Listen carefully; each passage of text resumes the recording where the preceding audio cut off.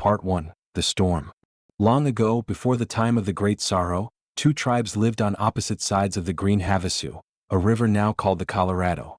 They were the Taloma and the Makanja. The Taloma, a peaceful tribe at one with nature and with everyone, made their homes along the rich, fertile fields on one side of the river, and learned herbs for medicine and poison, and the Makanja lived up in the stone hills on the other side. They were a tribe of fighters as hard and difficult as the land they lived on, and made their living by war. Both tribes hated each other. There had once been peace between the two many generations before, but it ended with a broken promise.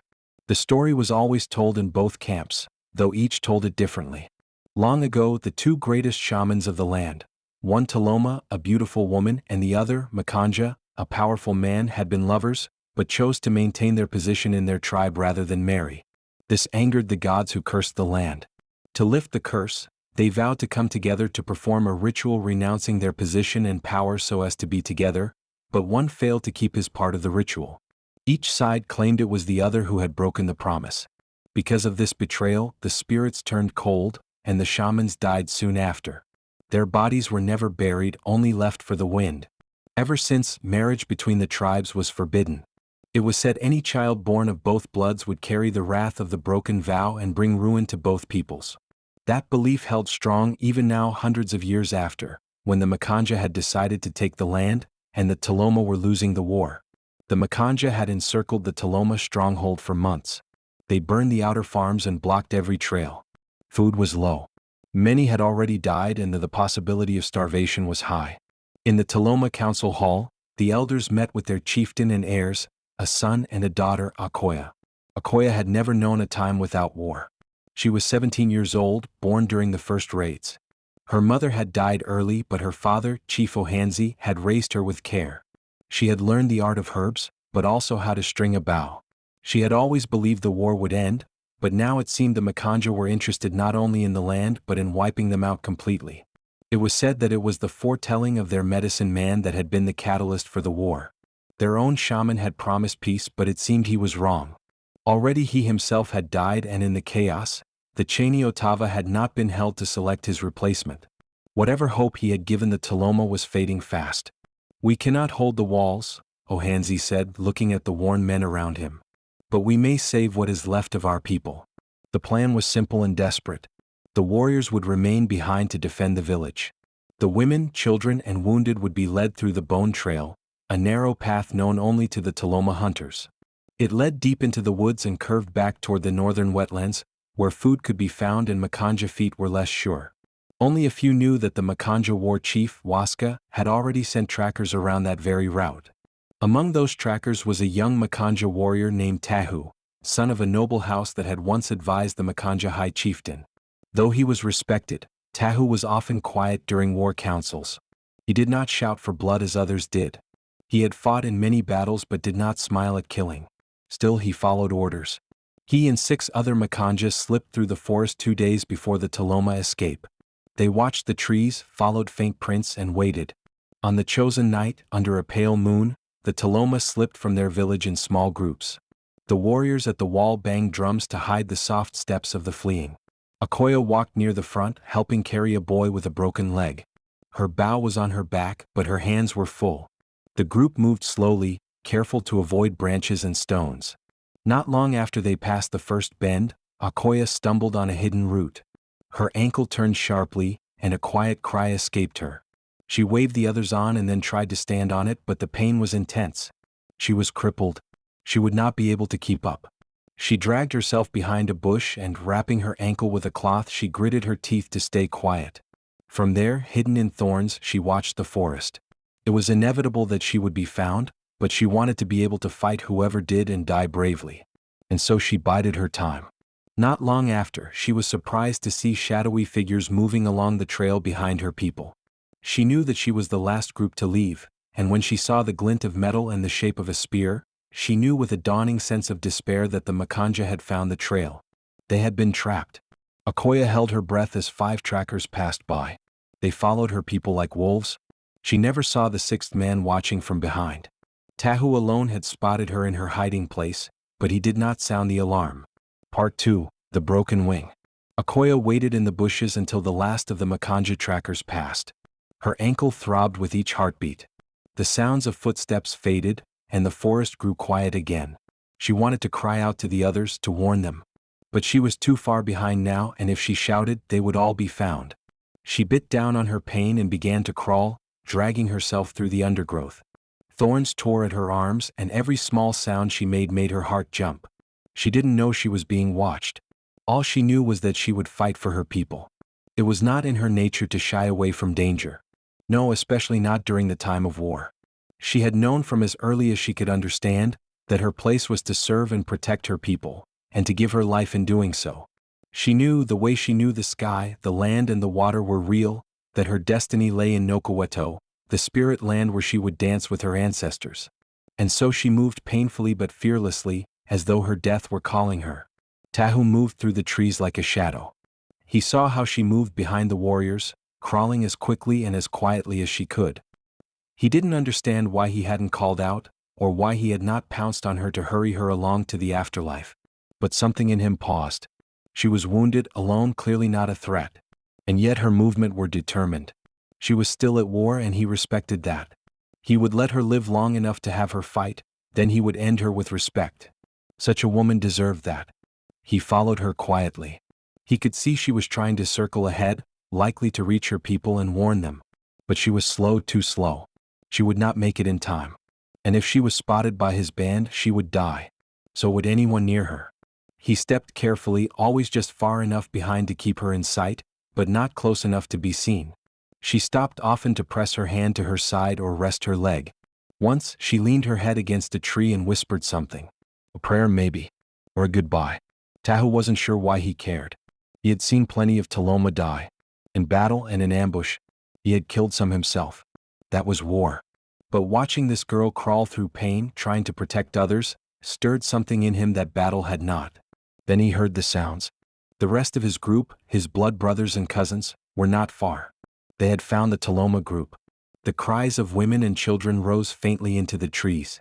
There was no fight. It was a slaughter. He saw Akhoya freeze when she heard it. She covered her mouth and crouched behind a log. Her eyes closed tight, but the tears still came. She started to stand. She was going to run toward them. Tahu moved without thinking. He stepped out from the trees and grabbed her by the arm, pulling her down and covering her mouth with a cloth in a swift, powerful movement.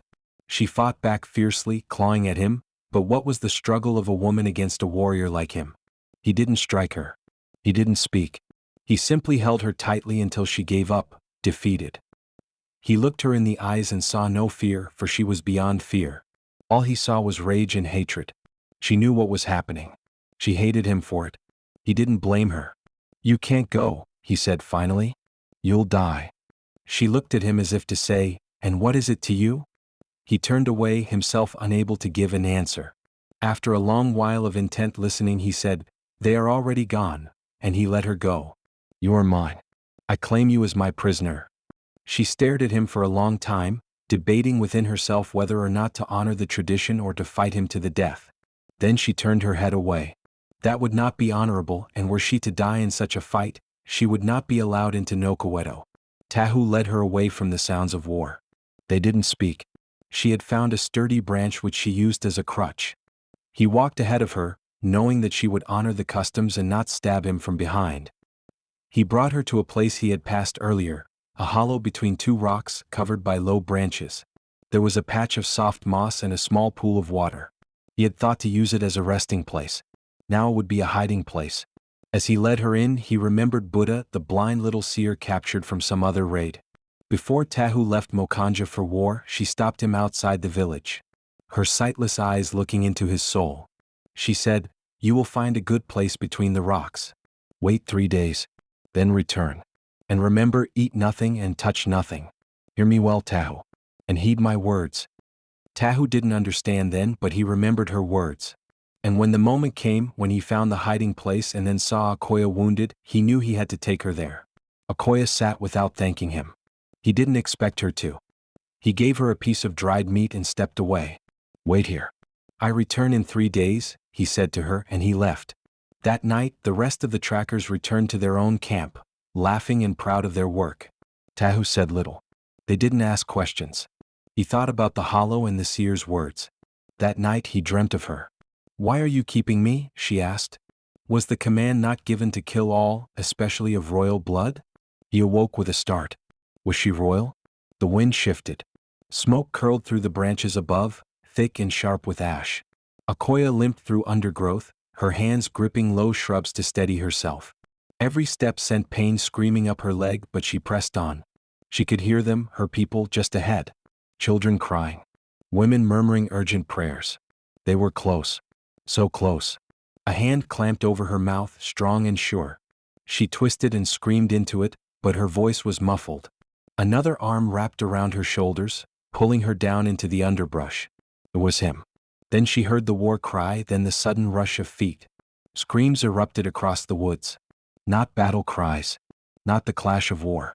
These were the sounds of panic, of helplessness, of people dying who had no way to fight back. And she awoke with a jump, tears streamed from her eyes and heart thumping. She lay in the darkness, wary of making even the smallest fire. Minutes felt like years, but 3 days had passed. When morning finally came, Tahu appeared in the low entrance. As silent as smoke. She did not move nor offer him a greeting. He crouched beside her as she sat in the dirt, unmoving, her breath ragged. Her face accusing. "I had to," he whispered. She said nothing. "If they saw you, they would have killed you too." Still nothing. Tahu stood slowly and looked back toward the entrance. Unsure of what to say, unsure about why he had intervened. "I'm sorry," he said, voice low. No answer. "You don't have to forgive me." Still silence. He crouched nearby, watching her without speaking as the firelight flickered across the walls. Later, she shifted slightly, just enough to lie down, her injured leg stretched out. Her face turned to the cave wall. Tahu brought a clean cloth and began to rewrap her ankle. She winced but didn't pull away. "It's not broken," he said, mostly to fill the quiet. "Just torn." She didn't respond. "The siege was broken last night, you may have heard the sounds. Today my people go in to gather the spoils. I take you as mine and I will protect you, but you must hide the fact that you are a royal. The land must be ours. You held me while they killed them." He lowered his eyes. "I know." She closed her eyes. "Then don't speak to me like we're friends." Part 3, Ash and Silence. The land was quiet. Tahu and Akhoya moved in silence through the woods. The air carried a strange stillness, as if the trees themselves were holding their breath. No birds called. No insects buzzed. Only the sound of their footsteps, soft on dead leaves, and the steady drag of Akhoya's walking stick. When they reached the outer wall of Taloma territory, they stopped and stared. There was no movement. The trees were blackened. The scent of rot hung heavy. Akhoya's breath caught in her throat. They walked farther. The earth beneath them had changed, gritty and dry. Ash clung to everything. The ground, the trees, even the leaves that had not yet fallen. The village itself stood in broken silence. The Majoka had stormed it days ago. What they had not burned they had taken. And what they had taken had destroyed them. Inside one hut, Tahu found a warrior slumped against a wall, mouth open, eyes glazed. His skin was blistered in patches. Near him, a bundle of dried meat was half-eaten. The meat had turned black at the core. In another hut, a fur blanket lay where someone had collapsed on top of it. The blanket hissed faintly with a strange mold that stung the eyes. Tahu looked around slowly. "They poisoned everything." Akhoya nodded, her face pale. "They must have known we would fall. They made it a tomb. And not just for themselves. The Majoka warriors who had claimed the Taloma home had paid for it. None had survived. The land had taken them too. Water, food, bedding, even the clay bowls and tools had been laced with bitterroot, swamp rot, and ashbane. The poisons were potent. Some killed quickly. Others waited days. But they all did their work. Akhoya wandered through the village, her steps slow, her mouth dry. In one corner, a group of figures lay curled together, 3 women and 2 children. Their faces were peaceful, but their skin bore the telltale signs. Grayed lips, swollen throats, cracked hands. She knelt beside them but could not touch them. "My people," she whispered. Tahu didn't speak. There were few bodies from the Makanja side, and this worried Tahu. If the spoil was poisoned, then they had taken the poison home. They had taken death home. In sudden rage born of despair, he grabbed Akhoya by the throat. "You did this. Your people did this. Why did you not warn me? I could have. I would have saved them." But even as he said it, he saw the innocence in her eyes. She did not know. He started towards the river, but stopped. Would there be a boat? And would it be poisoned? He turned instead to a tree and began to cut down branches to make a raft. When they finally arrived at the gates of Majoka, he realized his greatest fear. Death hung in the air here as it hung in Taloma. The warriors who had led the raid had either died here or on the way back. Most of the tribe was gone, taken by the poison or lost in skirmishes that followed. The great hall of the Makanja had gone silent days ago, when the last of the elders died. Tahu was the last of his blood. No chief, no council, no rival brothers remained. The Majoka people, once feared for their strength, were now scattered. A few families in the hills. A few wounded too weak to travel. And him. He sat near a wall as Akhoya stared out over what was now her home. The smell of ash drifted on the breeze from over the river. Akhoya broke the silence. We can't stay here. Tahu looked up. You can't go back either. Not yet. She nodded. The poison will live in the soil for seasons. Maybe more. If we try to grow crops, the roots will twist. If we drink from the wells, we'll die. Tahu thought slowly. Then we go to the hills. There are caves. Springs that still run clean. She hesitated. What about your people? There are a few left, he said. Not many. I'll send for them when it's safe. The others, they're gone. She turned to him, her voice steady. And I? You're not safe here. You saw what's left. You and the few Taloma who live must come with me. Akhoya shook her head once. The old ways said this must never happen. That our people could never live side by side. The old ways are dead. They stood facing each other, surrounded by silence and death. But in that silence, something new stirred. Not hope, not yet, but a faint sense of possibility. We'll come with you, she said at last. But one day we return. This land remembers us. It just needs time. Tahu nodded. Then we give it time. Together they turned from the ruins. A small cluster of survivors waited at the edge of the forest. 2 women, a child, 1 old man. That was all the Taloma had left. In the hills they would find the stragglers that once belonged to Majoka. And behind them the ash still drifted. Silent. Final. Part 4. The Union of Bone and Feather. The mountain air was colder than the lowlands, but it was clean. The springs flowed clear, untouched by war. And in the hills where nothing had ever grown before, new shoots were pushing through the soil. Tahu stood before what remained of the Majoka and the Taloma, 2 scattered peoples, weary and thin but alive. Some still bore resentment in their eyes. Others simply looked tired. A few stood with heads bowed, listening. He held no weapon. There was no war cry. No drums. I declare this the end, he said, voice carrying over the wind. There is no tribe left to fight. Not yours. Not mine. No one cheered. That was not the mood. But some lifted their eyes. We are not Majoka anymore, he said. We are not Taloma. We are only people. Broken but not finished. At first nothing changed. The 2 groups still camped apart. Still cooked their own food. Still watched each other like wolves unsure of a stranger's scent. But they were hungry and the work of survival needed more unity. They began to share. A Taloma woman who knew how to weave water baskets taught a young Majoka boy with steady hands. A Majoka hunter helped an old Taloma man carve a bow. They traded skills in silence at first. Then with nods. Then, sometimes with small smiles. Seasons passed. The heart softened. It was in the planting of the 3rd spring that Tahu came to Akhoya beneath the moonlight. We can keep living like this, he said, but it won't last. She looked at him, brow furrowed. 2 names. 2 paths.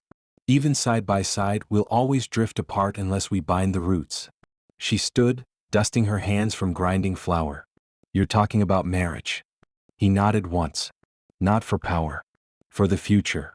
She didn't answer right away.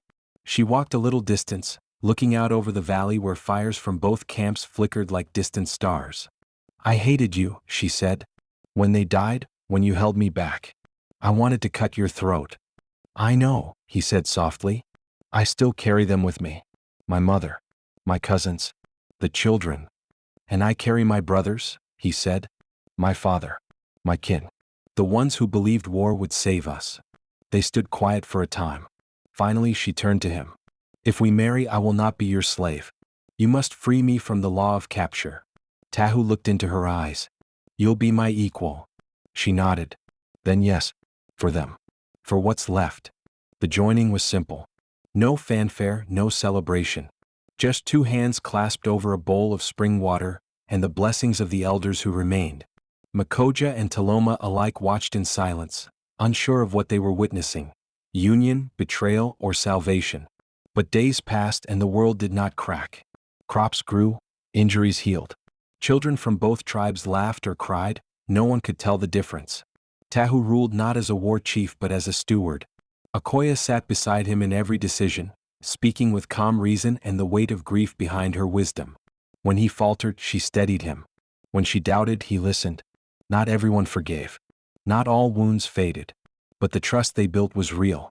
Some called them the hand and the heart. Others simply said, they lead us.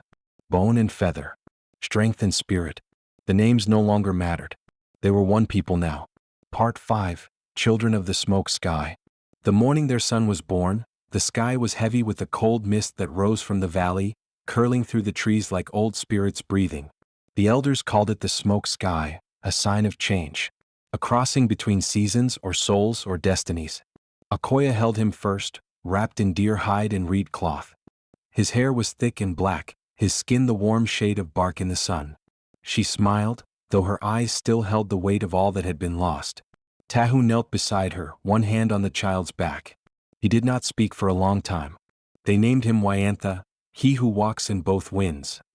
He is neither Taloma nor Majoka, Akhoya said, her voice steady. But both, and a little more.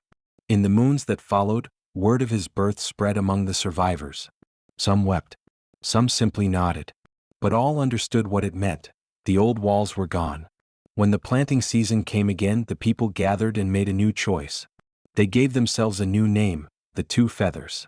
One feather dark, one feather light, worn braided into the hair of every man, woman, and child. Some still favored bone tools, others reed. Some still wore Majoka leather, others Taloma bark cloth. But no longer to divide. Now to remember. Wyantha grew among both ways. He learned to track in silence like his father and to read the wind like his mother. He watched Tahu teach the boys how to shape stone, and Akhoya show the girls how to read cloud shadows on the hills. And he learned both. In the 15th year since the war, the poison in the Taloma Valley began to fade. The water cleared. Birds returned to the trees. The old shaman's curses had lifted, softened by time and rain. Akhoya returned to her homeland. She came not as a refugee but as a queen. By her side was Tahu, once the enemy, now her husband, her equal, and father to her children, for she had borne more. They rebuilt the broken huts. Not to their old shapes but in new ways, stronger. With wide hearths and shared rooms. The sacred hall of the Taloma was restored, with carvings of both tribes along its beams, bone and reed, claw and spiral. And they taught. They taught the children not of war but of how peace is grown. Not planted all at once but sown bit by bit, through hard work, shared food, and truth told without shame. Wyantha listened to the stories. Of how his mother had once hidden in thorns to save her people. Of how his father had chosen mercy over blood. Of how both had watched their tribes burn and chose to build again. He learned that strength is not only in the hand that holds the spear, but in the hand that plants the seed or offers it to another. In time he would lead too. Not because of birthright but because he understood what it meant to walk between two winds and not be pulled apart. When the smoke sky returned each spring, the people of Two Feathers would gather at the hilltop and light fires for remembrance. They would sing songs in both old tongues. And they would look at the children running between them, dark and light, quiet and wild, and know that the hate had ended with them. Ash had been their beginning. But peace was their legacy. The end. Hi, please click on the subscribe button and maybe leave a comment.